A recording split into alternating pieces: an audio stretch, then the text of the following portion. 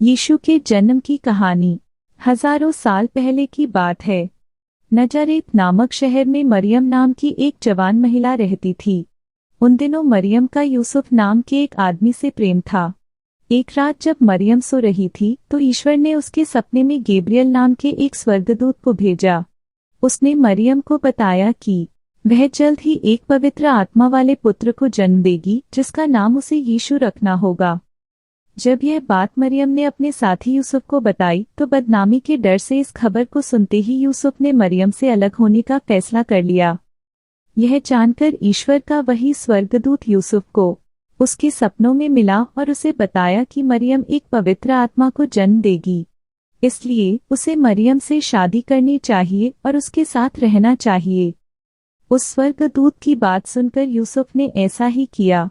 उन दिनों नजारेत शहर पर रोमन साम्राज्य का हिस्सा हुआ करता था। जब मरियम गर्भवती हुई तो उन्हीं दिनों रोमन राज्य में जनगणना चल रही थी। राज्य के नियमों के अनुसार यूसुफ और उसकी पत्नी मरियम भी जनगणना में अपना नाम लिखवाने के लिए यरूशलेम के बैतलहम नगर चले गए। हालांकि बैतलहम में उन्हें रहने के लिए कोई स्थान नहीं मिला, जिस वजह से वे दोनों एक गौशाले में रुक गए। बैतलहम के उसी गौशाले में ही मरियम ने उस पवित्र आत्मा वाले पुत्र को जन्म दिया और उसका नाम यीशु रखा। जब उस गौशाले में अपने जानवरों की देखभाल करने के लिए एक चरवाहा आया तो ईश्वर के दूतों ने उसे बताया कि उसका उद्धार करने वाला बैतलहम में आज पैदा हुआ है। पहले तो उसने इस बात पर यकीन नहीं किया, लेकिन जब उसने गौशाला में मरियम, यूसुफ और यीशु को देखा तो वह हैरान रह गया। वहीं यीशु के जन्म के समय आसमान में एक तेज चमकता हुआ सितारा भी दिखाई दिया था। उसे देखकर एक दूर के शहर में रहने वाले 3 ज्योतिषी भी यीशु के जन्म की खबर को समझ गए थे। वो तीनों उस सितारे का पीछा करते हुए उस गौशाले तक आ गए थे। वहां पहुंचकर उन्होंने प्रभु यीशु को प्रणाम किया। उन्होंने यीशु के परिवार को उपहार दिया और यीशु की पूजा भी की। उन तीनों ज्योतिषियों को यह पता था कि उस राज्य का राजा अच्छा नहीं है। उसे जब इसका पता चलेगा तो वह यीशु को मार डालेगा।